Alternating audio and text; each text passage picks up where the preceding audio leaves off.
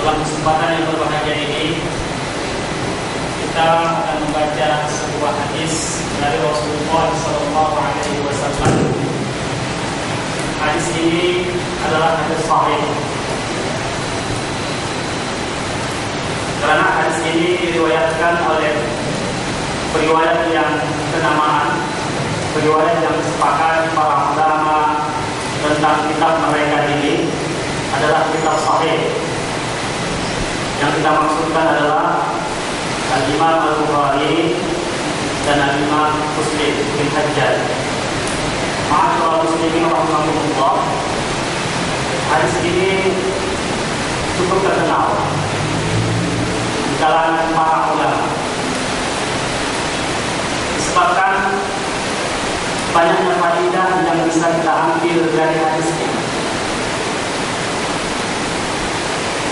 Imam Al-Bukhari, bisa nanti kita lihat masing-masing dalam kitabnya, meriwayatkan pada bab husnul mu'asharati ma'al ahli. Kemudian Imam Muslim meriwayatkannya bagaimana yang kita lihat dalam kitab Syarah An-Nawawi pada bab dzikru hadis Ummi Salamah. Jadi pembahasan kita pada malam ini adalah hadis tentang Ummu Salamah. Masyaallah muslimin rahimakumullah. Ada apa dengan hadis Ummu Salamah? Mari sama-sama kita membacanya. An Aisyah radhiyallahu anha qalat.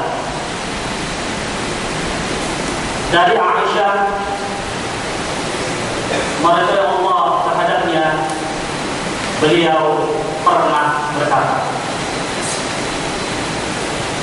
Hadis ini terkait ketika Rasulullah SAW datang kepada Aisyah dan mereka bercanda.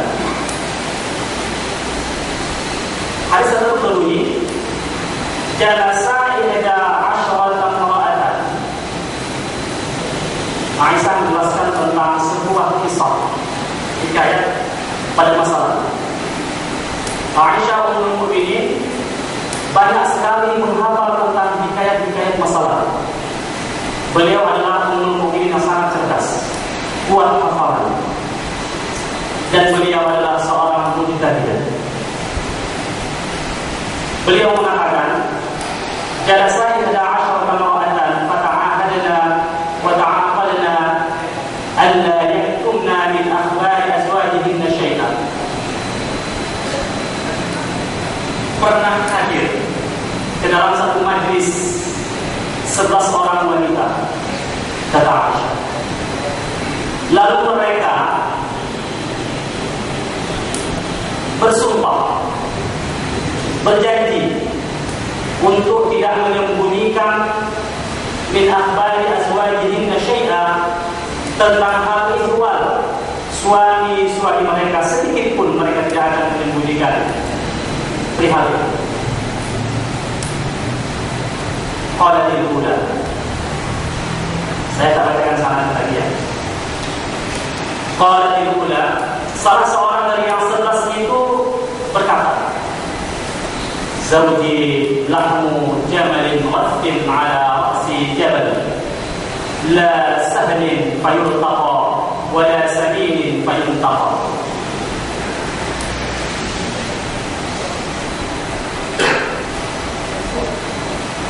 Yang pertama berkata, suamiku adalah seorang yang disebut lahmu jamilin ghafin, daging jamal yang kurus, ala ra'sin jabalin yang berada di puncak gunung, la sahlin fayultaqa, payah, tidak mudah untuk didapat, fayultaqa, untuk didapat, wala sahlin fayultaqa, dan tak ada daging yang untuk dicubit, untuk dipindahkan, untuk diambil. Apa makna di sini? Dia mengatakan bahwasanya suami itu adalah seorang yang kurus, ala rasin jabalin, seperti onta yang kurus yang berada di atas puncak gunung. Bagaimana mengambil daging? La sahlin fayultaqa, sukar untuk didaging. Wala sabinin fayultaqa, tak ada dagingnya, tak ada tubuhnya, tak ada saminnya. Bagaimana itu untuk diambil? Ini para ulama mengatakan ketika mensyarahkan hadis ini, banyak ulama yang mensyarahkan hadis Muzarah selain Imam Al-Bukhari, Imam Muslim, juga Tabi'iyat mensyarahkan hadis ini.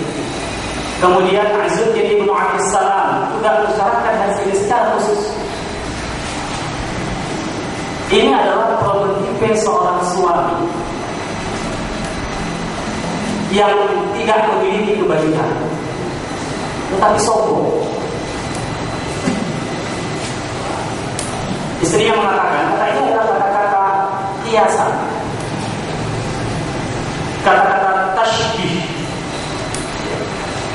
kata-kata hiasan, kata-kata perumpamaan. Kita tidak menggunakan kata takwil dalam pengertian yang dipahami dalam konteks akidah, karena para ulama berbeda pendapat. Yang pertama mengatakan bahwasanya takwil itu baru ada abad kedua, memalingkan satu makna kepada makna yang lain itu baru ditemukan abad kedua. Itu yang dikatakan oleh Al-Qasimi dalam tafsirnya menukil pendapat Al-Imam Syekhul Islam Ibnu Taimiyah. Baru abad kedua dalam tradisi Arab dipahami oleh takwil. Makanya Imam Syafi'i tidak memasukkan takwil di dalam kitabnya yang terkenal itu, metodologi jurisprudensi yang sangat terkenal itu. Apa namanya? Ar-Risalah. Coba cari di situ ada takwil atau al-majaz. Masyaallah muslimin, coba cek al-majaz dalam pengertian perpalingan makna, bukan dalam pengertian tafsir. Kalau dalam pengertian tafsir sudah dikenal, tapi takwil dalam pengertian majaz atau majaz dalam pengertian takwil yang dipahami belakangan tidak ditemukan kata mereka. Belakangan baru muncul kata itu. Wallahu a'lam. Qala al-ula zawji lahmu jamalin ghassin ala ra'sin jabalin la sahlin fayultaqa wa la sabinin fayuntaqa. Ini menunjukkan perilaku suami yang tidak bagus perangainya. Sudah itu bahasanya meninggi, bahasanya bahasa tinggi sekali, sombong kepada istri. Tapi apapun tak bisa diambil dari itu. Itu dikatakan seorang istri dalam kisah ini. Qala al-thani, yang kedua mengatakan zawji la abussu inni akhafu an la adra in adhkuruhu adhkur 'udra wa hujra. Beliau mengatakan, suamiku la usukha, tak bisa aku menyebarkan informasi darinya tentang ihwal suamiku. Ini akhafu alla adha, aku takut aku tak bisa berhenti meninggalkannya karena banyak sekali keburukan suamiku. In adhkur, kalau mau dihitung keburukan suamiku tak bisa berhenti, aku akan menjelaskan semakin banyak. Tapi azkur, aku sebutkanlah di antaranya, kata beliau, azkur udra, ya badannya besar. Sebagian ulama mengatakan maknanya ini adalah seperti itu, wabda dan buncit perut. Ini adalah kata-kata aib yang sebenarnya yang dituturkan. Yang ketiga mengatakan, qala as-salisa, wanita yang ketiga mengatakan, zawji al-ashannaqu in aqta'at mutallaq wa in asqat mu'allaq. Suamiku itu tinggi, tapi tinggi tak ideal, saja ke atas sedikit. Tinggi tak berfaedah, kata sebagian ulama menafsirkannya. Kalau aku ngomong cakap, pasti diceraikan. Istighfar terus. Tidak ada dialog dalam istri. Inantik tolak. Wa in asqat mu'allaq, kalau diam digantungnya. Ini juga produktif suami yang tidak baik. Qala al-rabi'ah, berkata wanita yang keempat, zawji kalayli tihama la harrun wa la turrun. Kalau muslim, saya lihat yang Bukhari di sini membacanya la hurra wa la turra wa la muqafata wa la sa'a. Suamiku seperti malam yang senyap sepi, la harra wa la qurra, tak panas dan tak dingin cuacanya. La khafata wa la sama, tak ada yang ditakutkan dari dirinya, tapi tak ada pula dinamika. Dingin saja suami dia, seperti laili tiham. Wanita yang kelima mengatakan, zawji in dakhala fahid wa in kharaja asid wa la yus'alu amma ahid. Jadi keluhan wanita yang kelima yang mengatakan, suamiku in dakhala fahid, jika dia masuk ke rumah, fahid seperti harimau. Bagaimana harimau? Kalau sudah banyak makan, tidur aja katanya. Di sini sebagian ulama mengatakan ini bisa makna positif, bisa makna negatif. Makna positifnya, harimau itu sekali-sekali keluar mendapat makanan, setelah itu dapatnya dibawanya pulang dan dia tidur istirahat. Hanya sekali keluar rumah, sekali-sekali, hanya penting-penting saja. Udah itu dia bersama istrinya itu. Ini makna positif. Wa in kharaja asida, kalau dia keluar rumah bertemu dengan manusia, dia rasa singa, yoga, apalagi di medan peperangan. Wala yas'alu amma ahid. Qala as-sadisa, yang keenam menuturkan pula, zawji in akala laffa wa in syariba shtaffa wa in qada'a al-kaffa wa la yuridu al-kaffa ya'lam al-ladha. Ini yang dijelaskan nanti ya oleh Ibnu Hajar, Imam Ibnu Hajar Al-Asqalani tentang sajak, bagaimana hukum sajak dalam Islam. Suamiku kalau makan dia dapat mengumpul semua makanan yang ada di negeri, semua dikumpul ke tempat dan dihabiskan. Apa peduli dia, anaknya, istrinya, sudah makan dulu. Pokoknya sangat mahal sekali. Wajib syarikat kafah, kalau dia minum habis semua. Kotoran-kotoran air pun tertinggal, kandas. Wajib berdoa kafah. Kalau seandainya menikah seperti nasab, tak peduli hari luar rumah, wala yuridul kaffa, dan dia tidak memasukkan tangannya dalam baju. Sebagian ulama, bagaimana yang dikatakan oleh Imam Muslim, ini adalah sesuatu perangai yang buruk. Artinya apa? Dia mengeluarkan tangannya untuk menutup cacat aibnya. Sebagian lagi mengatakan maknanya adalah kendati pun dia perangainya seperti itu, tapi orangnya pada orang lain memurah, mudah melakukan bantuan kepada orang. Dia akan mendaftar supaya jangan menyebar cacat-cacat dia. Qalat as-sabi'ah, wanita yang ketujuh menuturkan pula, zawji ghayaya aw ayaya tadaqa kullu da'in lahu da' shadda aw falla aw jama'a kulla la. Suami itu gelap gulita, aw ayaya, atau seperti awan yang mendung,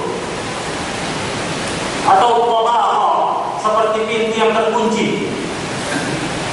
Kullu da'in lahu da', bukan kullu da'in lahu dawa, tapi kullu da'in lahu da', segala penyakit yang ada di atas dunia ini ada sama dia. Syajjat, kalau dia marah, dia akan memukul kepala, pecah. Awfallah, atau tulang muka bisa pecah. Atau kalau dia marah juga, au jama'a kullallah, kepala pecah buka, kejam sekali. Segala kullu dari dan tak, setiap penyakit yang ada sama. Inilah cepat suami. Qalat as-samina, istri yang wanita yang ke-8 mengatakan pula, zawji al-masru masru arna wa rihu rihu zadna. Suamiku kalau dia menyentuhku seperti menyentuh arna, apa itu arna? Kelinci ya. Wa rihu rihu zadna, dan aroma suamiku itu katanya seperti aroma bunga yang sangat wangi. Rihu zadna, satu bunga yang paling wangi. Kalau minyak wangi yang paling wangi adalah al-misk. Kalau bunga zadna, ini tidak ada di kita sini ya. Di kita sini bunga yang paling wangi bunga apa? Bunga melati, bunga tanjung ya. Kemudian ini menunjukkan bahwasanya suaminya itu sangat lembut, sangat baik kepada dirinya, sangat lembut sekali. Dan dia sering berhias diri untuk istrinya. Kadang-kadang kalau dia badui itu malas mandi ya. Sehingga Nabi pernah memperingatkan mereka ya. Dan Aisyah juga mengatakan kalau berstinja itu jangan hanya dengan baju kan, supaya suami-suami itu jangan bau. Qalat at-tasi'ah, berkata yang ke-9, zawji rafi'ul 'imad tawilun nijad 'azimur ramad qaribul baiti minad nad. Suami itu katanya rafi'ul 'imad, rumahnya itu tinggi dibangun supaya nampak orang. Ini menunjukkan dia tidak menyembunyikan diri, dan termasuk orang yang selalu membuka pintu rumahnya untuk kepentingan orang lain. Ini kata-kata kalau istilah Arab kita gunakan kembali kepada mana majas, ya. Apa lagi bahasanya yang digunakan? Tashbih, ya. Yang sangat valid. Qalilun nijad, kemudian pedangnya panjang. Ini menunjukkan orang Arab bagus sekali. Beda dengan dari sini, ya. Jadi kata-kata tashbih ini memang sangat kulturalis sekali, artinya dekat dengan kultur Arab. Terkadang tidak sama dengan kultur kita menafsirkannya. Seperti yang qalilul yad, yadun qalil, panjang tangan. Orang Arab mengatakan pemurah. Kalau kita pencuri. Jadi makanya ketika menerjemahkan bukan karya sastra seperti ini, tadi kata-kata balik seperti ini, tidak bisa kita hanya melihat kamus biasa, tapi lihatlah bagaimana dalam tradisi orang Arab menerjemahkan bahasa ini. Kemudian azimur ramad, gundukan artinya besar. Apa artinya? Orang sering bertamu ke rumahnya, dan ketika orang bertamu ke rumahnya dijamunya, maka semakin seringnya orang bertamu ke rumahnya, maka seringlah dia memasak, maka banyaklah orang di rumahnya. Azimur ramad. Kemudian qaribul baiti minan nad. Kalau dia memang rumahnya terpencil di ke pelosok gunung, tetapi dia membangun rumah dekat-dekat pertemuan majelis. Artinya apa? Supaya orang mudah mengunjunginya, mudah bertamu dengannya, mudah dia bersosialisasi dengan masyarakat. Ini menunjukkan suaminya adalah orang yang sangat pemurah. Ini adalah madah, bukan pujian, bukan cercaan. Qalatil 'ashirah,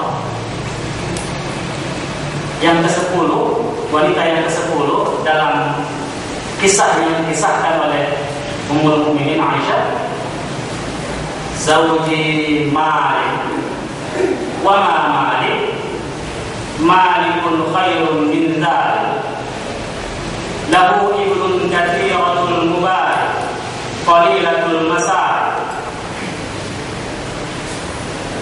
wa idza sami'na sawtal mizhar ayqanna annahunna hawal.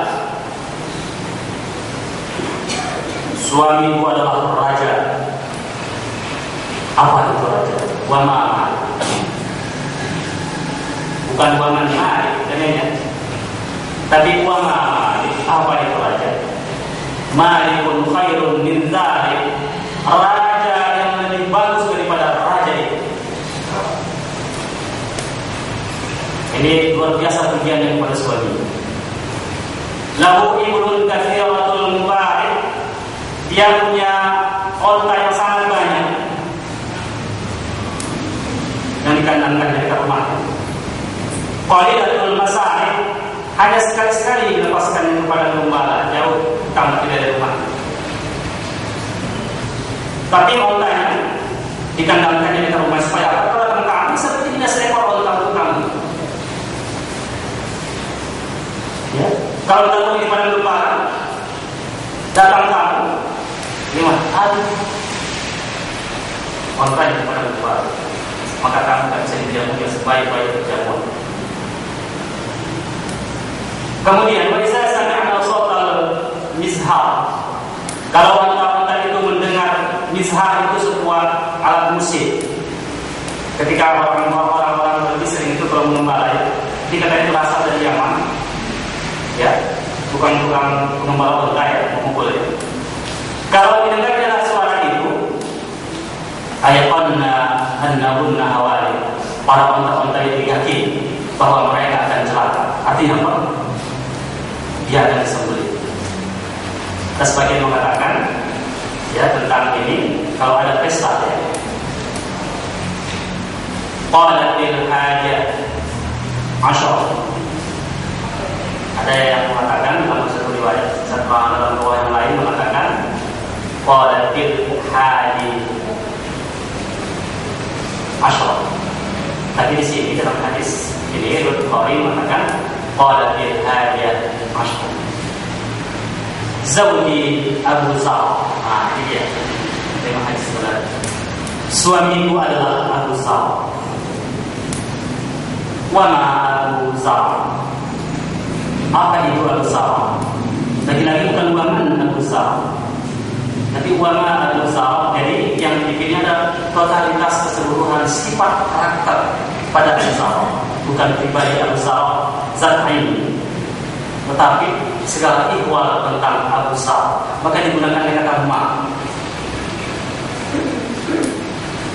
Anasa min hawiyin udunayya wa mala'a min syahmin abudayya wa bajjahani fabajahat ilayya nafsi. Suamiku Abu Zar. Apa itu Abu Zar? Dia mampu menggerak-gerakkan perhiasan di dua telinga. Wa mala'a min syahmin abudayya. Dia mampu memenuhi tulang-tulang anggota tubuhku ini dengan lemak. Wa bajjahani fabajahat ilayya nafsi. Dan dia mampu membuatku gembira sehingga diriku sangat gembira. Wajadani fi ahli Hunaymah bisyaqqin fajala'ani fi ahli sahirin wa atirin wa darisin wa munaqqin. Dia ketika menikahi aku, menemui aku, adalah aku ini dari keluarga Hunaymah. Hunaymah itu pengembala kambing yang kambingnya juga sedikit, karena musawwar di sini. Kambingnya sedikit. Biasanya kalau orang-orang kaya di Arab itu pada masa itu adalah mereka punya gembala eagle, onta, bukan kambing. Ini sudah kambing sedikit pula. Maka Hunaymah, aku adalah keluarga yang miskin. Ya kira-kira seperti itu. Bisyai'in sulit. Faja'alani fi ahli sahihin wa atihin wa darisin wa munaqqin. Lalu dia menjadikan aku di dalam keluargaku ahli sahih, punya banyak ternak. Wa atihin itu suara unta, banyak untanya. Diberikan oleh Abu Zar kepadanya ketika menikahi, sehingga keluarga yang kaya. Wa darisin, ya, sebagian ulama mengatakan, ahli luar mengatakan artinya wa darisin, banyak biji-bijian, tanaman-tanaman kata dia. Wa munaqqin, dan juga banyak tugas. Ketika Abu Zar menikahinya, maka tidak hanya dia yang makmur, tapi keluarga yang juga makmur. Fa'indahu aqulu fala ukhaf. Ketika aku berbicara, dia tak pernah mencerca. Wa aqulu fa'atakhaffa. Ketika aku tidur, tak tinggal dibiarkannya aku tidur lelap sehingga masuk waktu subuh. Wa ashrabu fa'ataqadna. Ketika aku minum, aku tak mau lagi minuman yang lain. Aku puas dia dengan minuman yang diberikan oleh Abu Zar. Ummu Abi Zar. Kemudian Ummu Abi Zar. Fama Ummu Abi Zar. Siapa itu ibunya Abi Zar? Ummuha Rada. wa baituha fasad. Dia adalah seorang yang berpotongan makmur. Ini belakang ini besar, tempat duduknya besar. Wa baituha fasad, rumahnya luas. Jadi kalau sudah mertuanya rumahnya luas, banyak hartanya, bagaimanapun dia tidak akan mengganggu menantunya. Kemudian Ibnu Abi Sarh, Fama Ibnu Abi Sarh, anak laki-laki dari Abi Sarh. Apa itu Ibnu Abi Sarh? Maqja'ahu kamasalli syatt wa yashbi'uhu dhira'ul jafar. Tempat tidurnya seperti pelepah kurma yang hijau, cantik. Wa yashbi'uhu dhira'ul jafar. Orangnya tidak tamak, cukup hanya zira' kambing yang kecil sudah kenyang. Ya, seorang Arab satu ekor kambing. Kalau dia tidak. Bintu Abi Sarh, anak perempuan Abi Sarh. Fama bintu Abi Sarh. Apa itu anak perempuan Abi Sarh? Qawmu abiha wa qawmu ummiha wa milku isabiha wa ghaitu jaratiha. Dia taat kepada ayahnya, dia taat kepada ibunya, badannya memenuhi pakaiannya, ghaitu jaratiha, dan dia memberikan nasihat kepada tetangganya. Jariyah Abi Sarh. Kemudian Jariyah Abi Sarh, pembantu Abi Sarh. Fama Jariyah Abi Sarh. Ini Aisyah bercerita di hadapan Rasulullah, panjang sekali. Ya, salah istri bermanja-manja dengan suami. Begitulah Ummul Mukminin kepada Nabi Muhammad SAW. Itu Aisyah itu kadang-kadang kalau Nabi sholat semakin manja, dia tidur di hadapan Nabi, berintang. Ketika Nabi mau sujud, Nabi beri kakinya, diangkat. Nabi bangkit, taruhnya kakinya. Manja sekali Ummul Mukminin.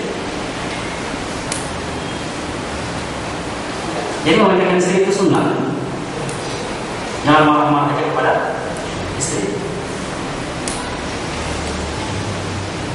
Bagaimana Jariyah Abi Sarh tadi? La tabussu hadithana tarzithan wala tunaqqisu mi'atana tanqisan wala tamla'u baitana ta'shisan. Afwan, wala tamla'u baitana ta'shisan.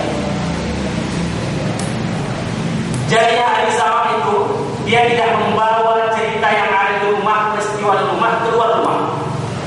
Tak pernah dia buka aib tuannya, majikannya keluar rumah. Apa yang menjadi pembantu seperti ini? Tak mau dibawa gosip keluar. Dan dia tidak mau wala tunaqqisu mi'atana tanqisan, dan dia tidak mau membuang-buang makanan yang ada di rumah. Wala tamla'u baitan ta'shisan, dan dia tidak memenuhi rumah kami katanya dengan sarang-sarang. Artinya dia mengatur rumah orang lain. Jadi rumah kaum muslimin harus rapi.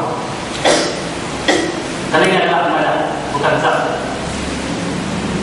Qalat, berkata lagi Ummu Sarh, kharaja Abu Sarh wal awqatu tumqa falam yamra'atan ma'aha waladani laha kal fahdaini yal'abani min tahti hasriha birummanatayn fatallaqani wa nakahaha. Dia berkata, Abu Sarh pernah keluar rumah, lalu dia bertemu dengan seorang wanita yang memiliki dua anak. Anak itu seperti fahdain, seperti anak dua ekor harimau, anak harimau. Yal'abani tahti hasriha, dia berada dalam pengawasannya. Fatalaqani, lalu dia menceraikan aku dengan Zara. Wa nakaha, dan dia menikahi wanita yang dua anak. Lalu fadakahtu ba'da.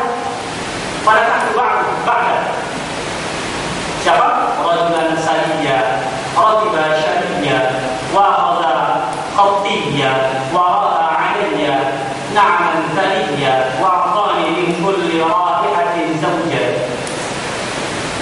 Lalu aku seorang menikah, aku pun menikah dengan seorang laki-laki yang kaya raya. Berkali kuahnya dia, nasibnya ya. Kuah yang saya maksud, nasib, bukan dalam pengertian animisme.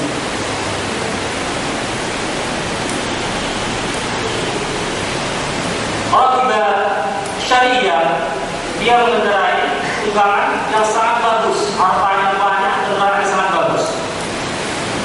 Karena ada ketiga kekayaan manusia di atas dunia itu kan terkenal. Yang pertama, rumah yang luas, apalagi kendaraan yang bagus, dan istri saleh. Jadi kalau mau beli rumah yang bagus tidak salah, tandanya orang bahagia. Kendaraan bagus tanda orang bahagia. Kalau ada yang pulang tidak bahagia, kalau yang tidak ada. Raqiba syariyya, wa khadha khattiyya, dan yang memiliki tombak. Wa ra'a 'alayya na'man thaliyya, dia memberikan kepada aku harta yang banyak, nikmat yang sangat banyak. Wa a'tani min kulli ra'ihatin zawja, dia memberikan kepadaku kulli ra'ihatin, setiap ternak itu ada pasangan-pasangannya untuk ternak itu. Wa qala kuli Zara wali ahli. Jadi Abu Zara mengatakan, wahai Zara, makan sepuasnya, berikan harta itu kepada keluarga. Qala, dia berkata, jadi Zara, falau jama'tu kulla syai'in a'tanihi ma balagha asfa'an min dari Zara. Kalau dibandingkan dengan yang diberikan oleh Zara, tak ada bandingnya. Harta Zara hanya satu pejalan kecil dibandingkan harta yang diberikan suami baru. Qala Aisyah, berkata Aisyah, qala Rasulullah sallallahu alaihi wasallam, kuntu laki ka'ani Zara bi Zara. Aku bagimu, kata Rasulullah kepada Aisyah, seperti Abi Zara terhadap Abi Zara. Nah, di sini masalah nanti dalam masalah ini. Ma'asyiral muslimin rahimahullah.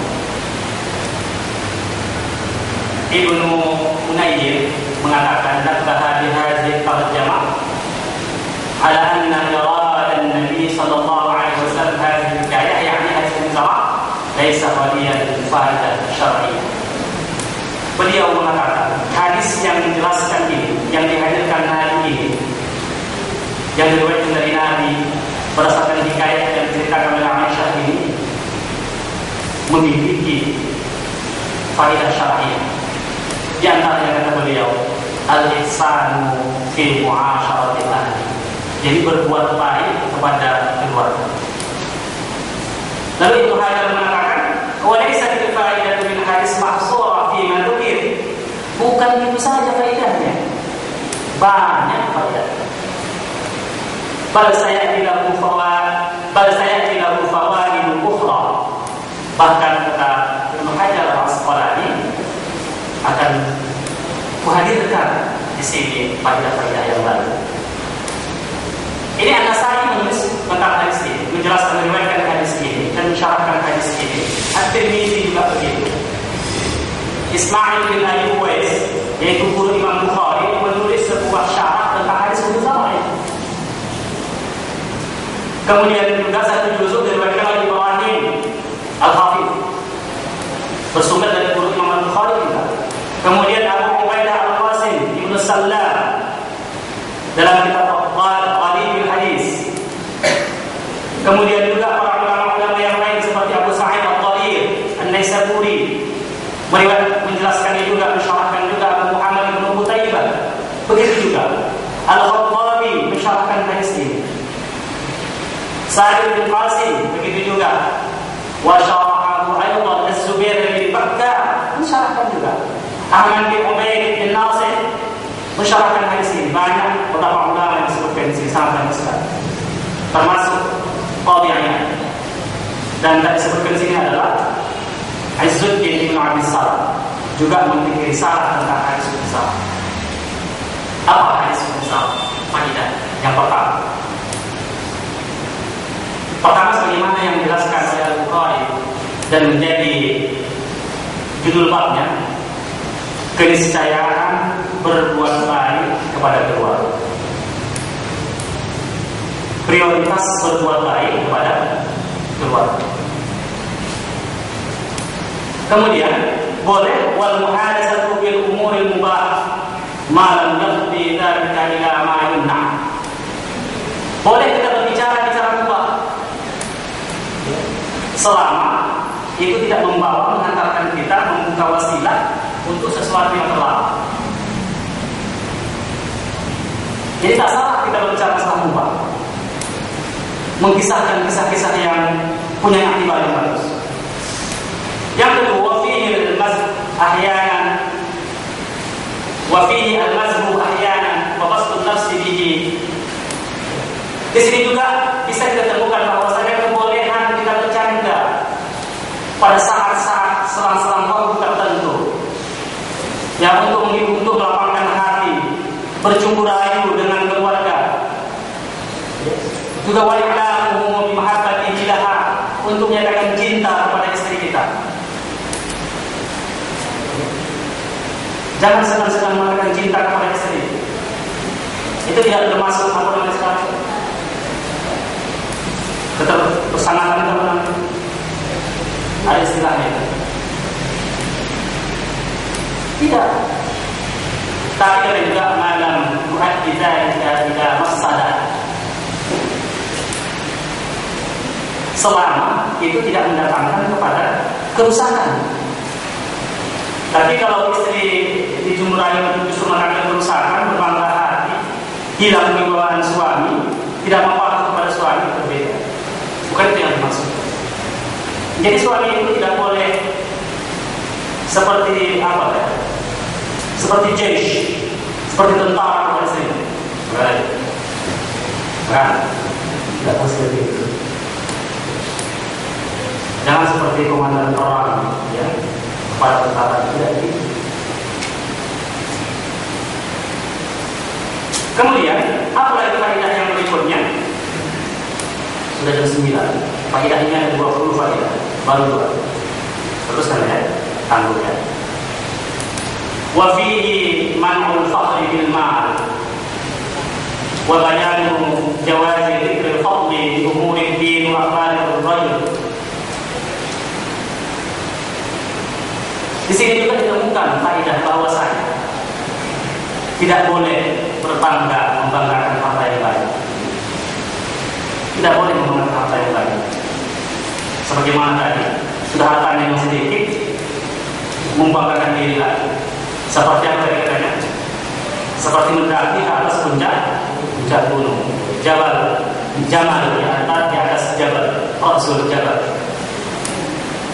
Kemudian menjelaskan juga boleh menyebutkan keutamaan terhadap perkara-perkara agama dan memberitakan tentang seseorang keluarga dengan keadaannya, terutama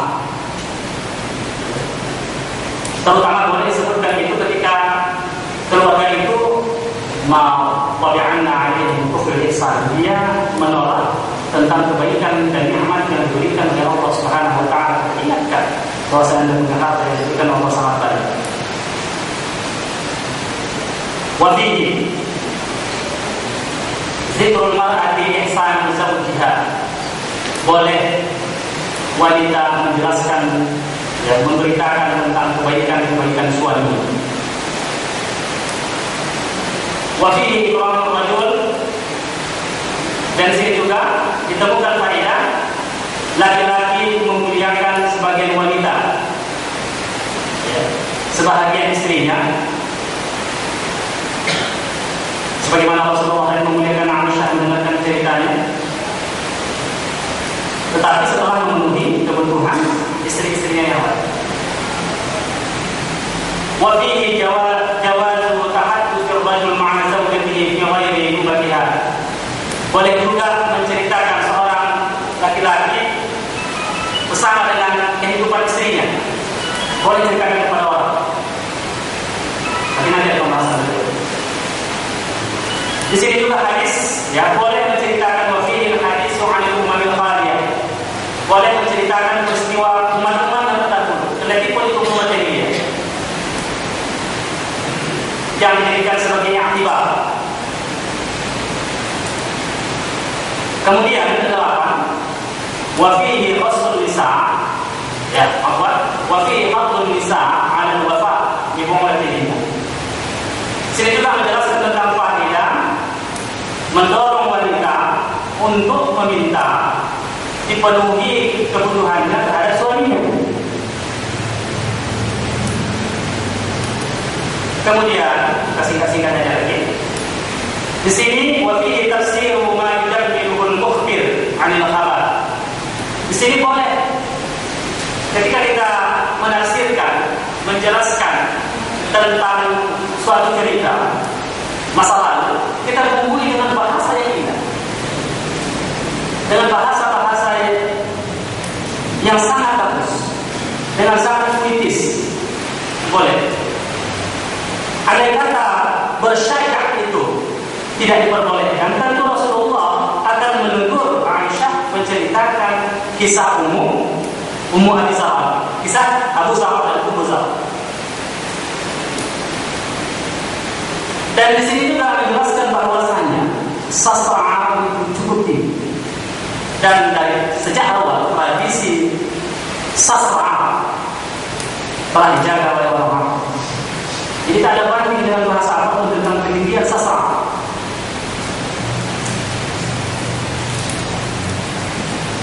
Kemudian lagi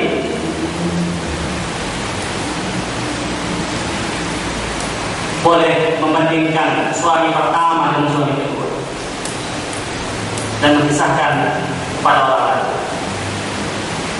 Wa fihi, di sini juga dapat faedah bahwasanya annal hubba yasturul nisa, bahwasanya cinta itu dapat menutupi keburukan. Kenapa? Karena ada salah memiliki keburukan karena menceraikan istrinya.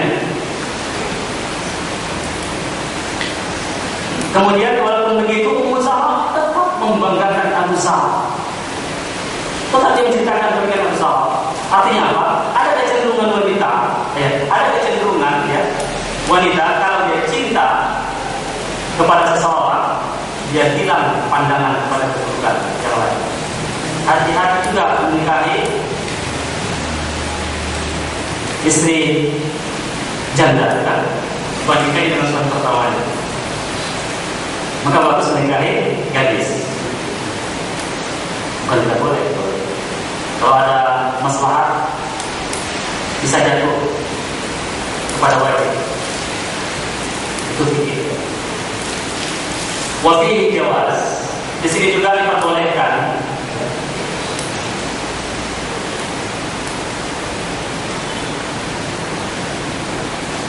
boleh memberikan sifat wasfan nisa, ya, memberikan sifat wanita kepada seorang laki-laki. Akan tetapi apabila wanita itu majhulah, mereka tak dikenal. Namun apabila wanita itu dikenal al-muayyanah, maka tidak boleh menjelaskan tentang wanita itu, bentuk tubuhnya, rambutnya, hidungnya, wajahnya, kakinya dan sebagainya, tidak boleh. Di sini juga dijelaskan, ya, bahwasanya tasybih tidak mesti sama dengan musyabbah atau musyabbih bil musyabbah bih. Orang yang menyamakan tidak mesti sama dengan yang disamakan. Siapa yang mengatakan Abu Zar sama dengan Rasulullah? Tidak ada. Sedikit pun tidak berbanding dalam hal kesempurnaan. Tetapi Rasulullah menyamakan dirinya dengan Abu Zar dalam hal-hal kebaikan, dalam mengasuh keluarga.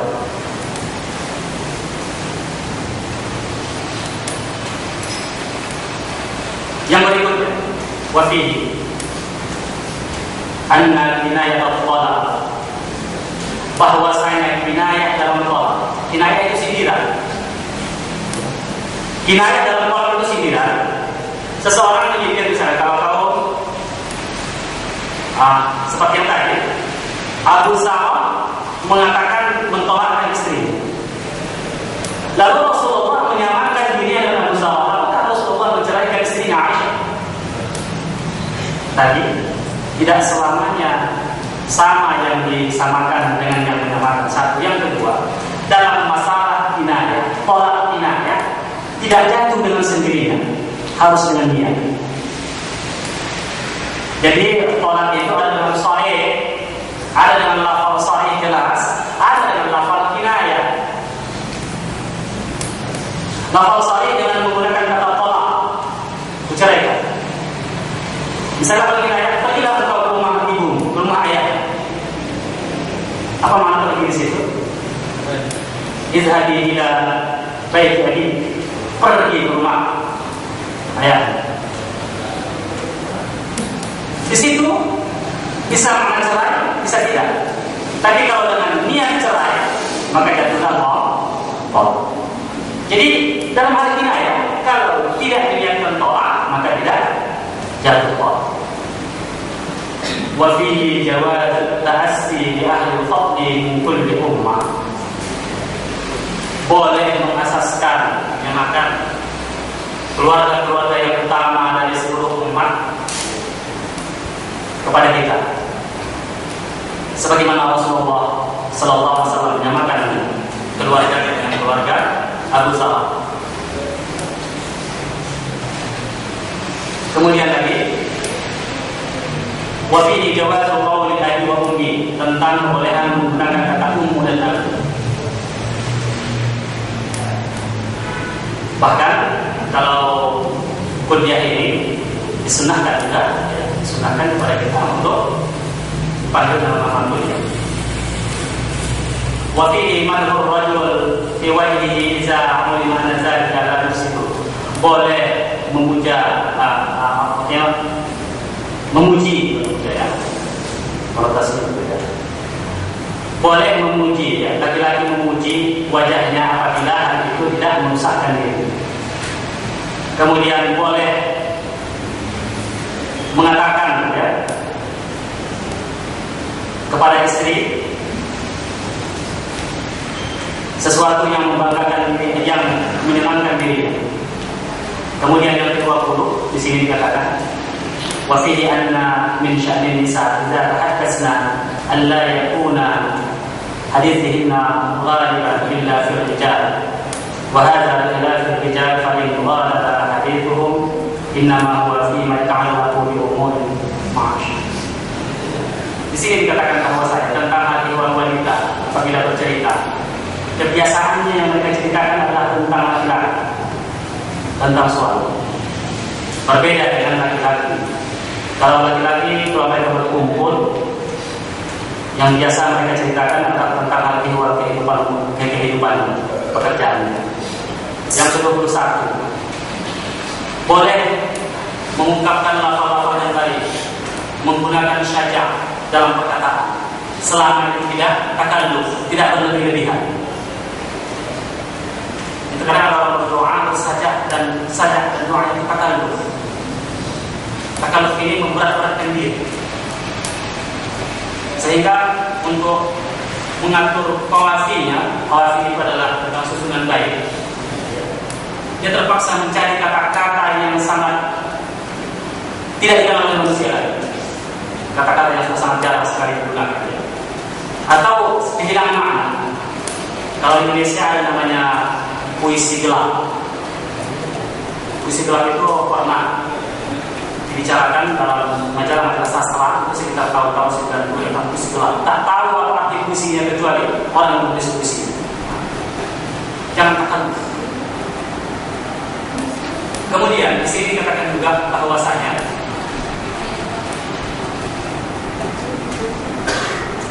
boleh menceritakan tentang keburukan orang lain, termasuk suami, dengan catatan Pertama, suami-suami yang disebutkan itu tidak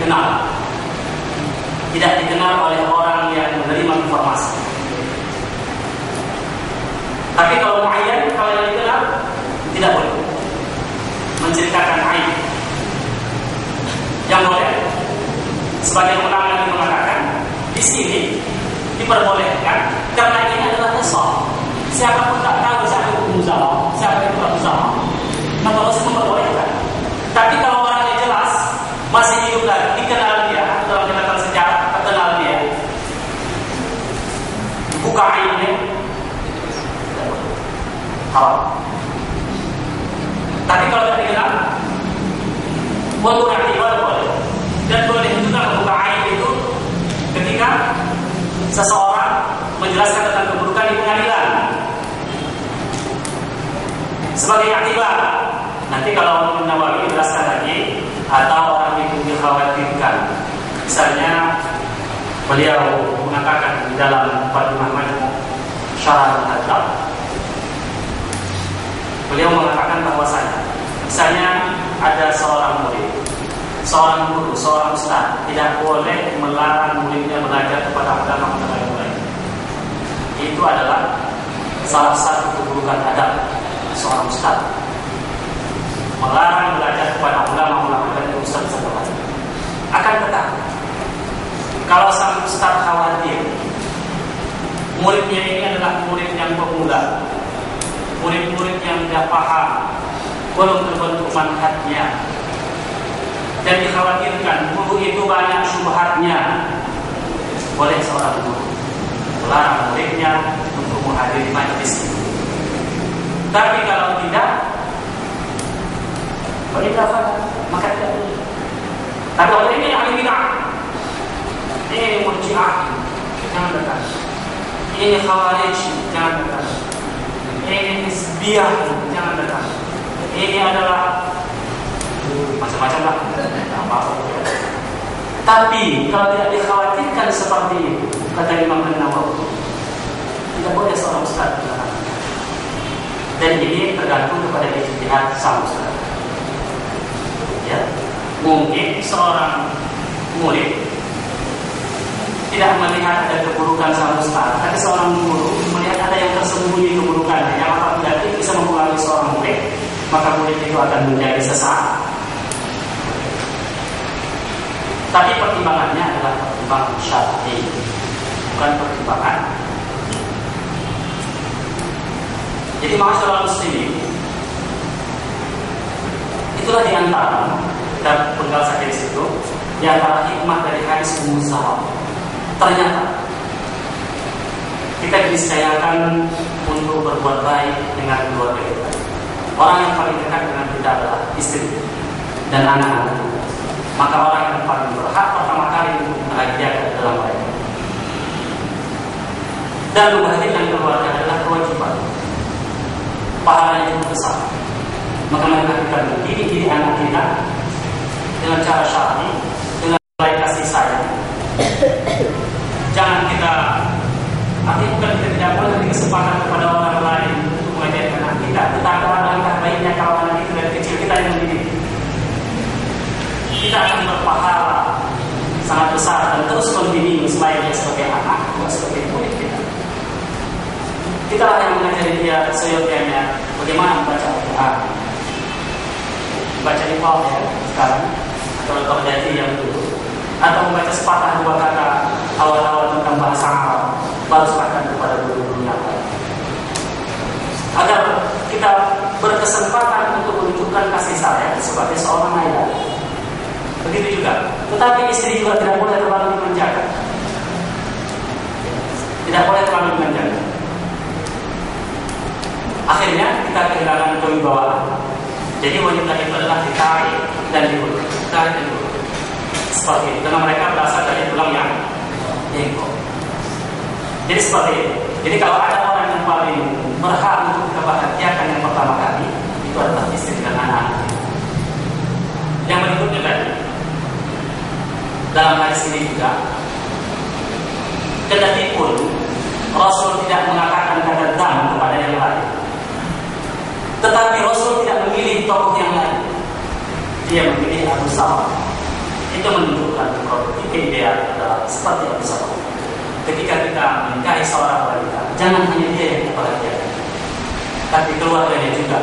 Bagaimana keluarga itu mendapat sinaran kebahagiaan dengan menikahkan anaknya yang menikah?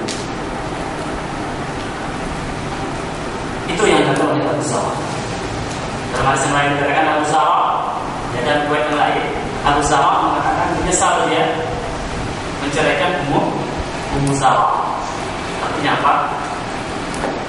Jangan mudah menjatuhkan tolak kepada istri. Awas menyesal belakangan ketika sudah diambil orang tambah manis. Jadi seperti itu. Yang berikutnya lagi dalam hadis ini ada faedah kepada kita bahwasanya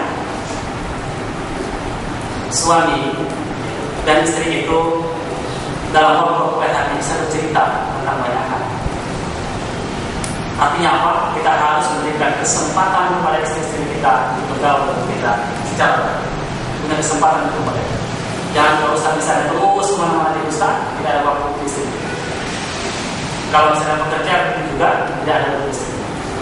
Jadi sekali-sekali mereka diberikan ruang untuk menikmati kebahagiaan dan keadaan kita.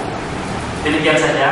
Semoga ada manfaat untuk kita dari sunnah Rasulullah SAW ini. Meskipun ini adalah masalah sederhana, akan tetapi saya kira juga ada manfaat untuk kita mencerahkan kebahagiaan yang bagi kita kepada hadis ini.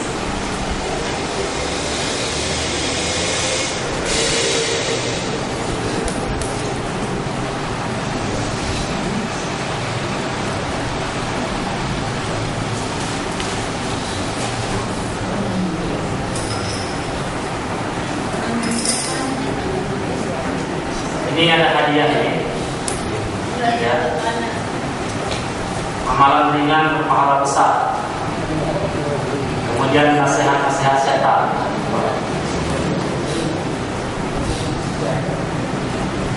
Ada metode Nabi dalam berdiri dan mengajar. Bagus sekali ya. Sangat kontekstual dengan pembicaraan kita ini. Ada sifat tubuh Nabi SAW. Kalau sudah tahu, mungkin ada yang teratas semua ini. Kita tahu di sini. Jadi, seperti biasanya, sok pertama mendapat prioritas.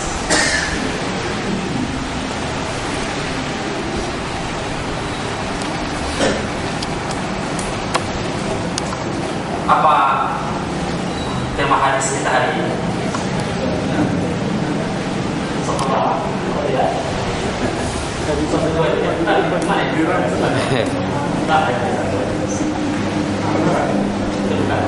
Ya. 4, 5, 6, 7, 8, 9. Terus pertama semua namanya ya. Iya, di sini Pak. Apa tema kita? Ya tidak. Hadis Aisyah. Abu Salam. Abu Salam bin Salam. Hadis Aisyah. Ummu Salam. Ummu Salam. Ummu Salam. Ummu Salam.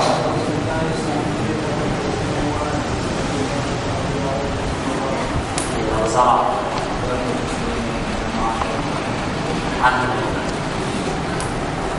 Tapi yang lain kita minta sekarang kita jasa.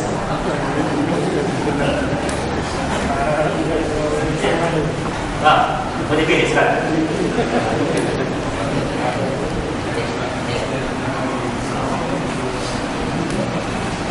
Usah tinggal ya.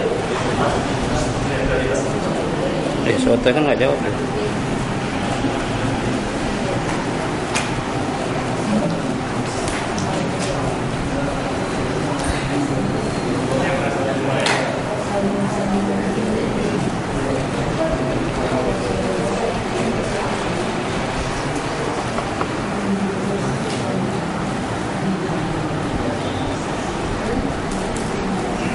Yang kedua, coba sebutkan langsung lupa ya, satu hikmah yang bisa dipetik dari hadis ini. Coba dulu dari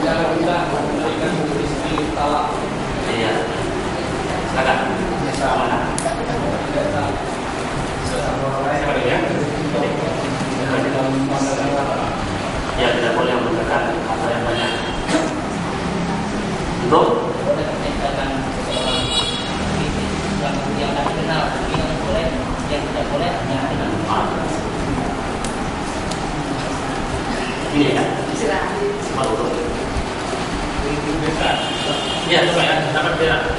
Surat apa? Iya. Ibu-ibu. Udah dapat deh. Istri boleh menceritakan kebaikan suami. Iya.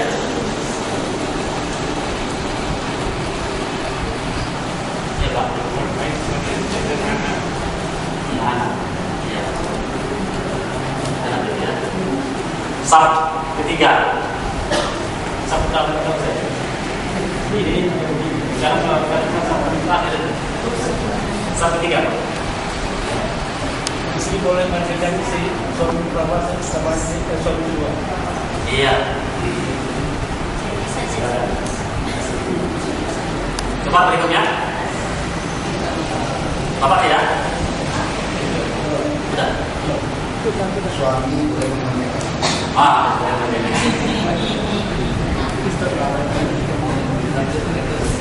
Lagi yang kita istri. Bos. Ini yang anak-anak tadi ya. Nah, coba. Apa Pak? Suami tidak boleh memaafkan istri. Tidak boleh. Marahkan istri. Marah istri.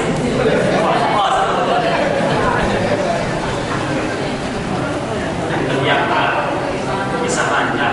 Bahkan ini ya. Musuh sih enggak. Tidak boleh Pak. Tidak boleh. Nanti jangan sampai pecah kepalanya gitu kan.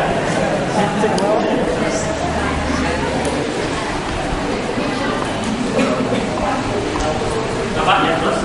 Ada di keluarga. Apa itu? Ada di keluarga. Di hadis ini bicara tentang adat berkeluarga. Saya itu ada korelasinya ya.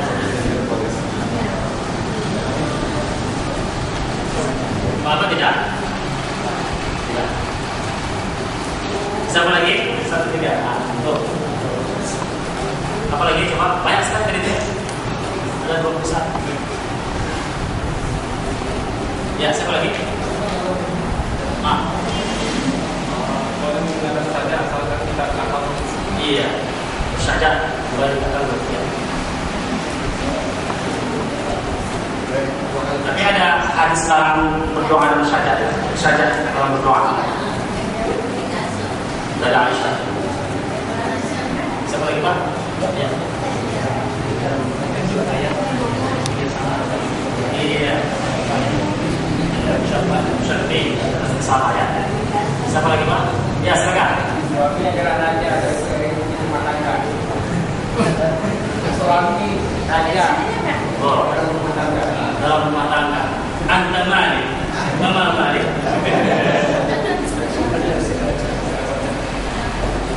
Siapa lagi? Belum Pak, belum tanya ini Pak. Antum sudah Ustaz, perlu juga lagi?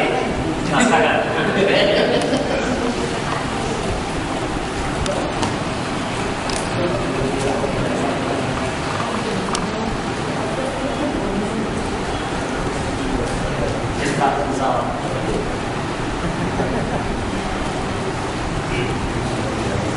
Siapa lagi?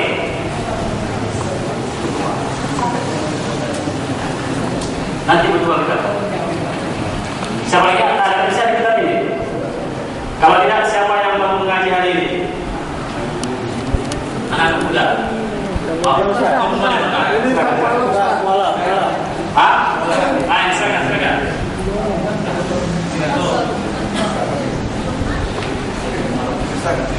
Cepat mundur. Ini Ustaz, moral Ustaz. Masih banyak lagi nih. Sampai yang akan mulai ya.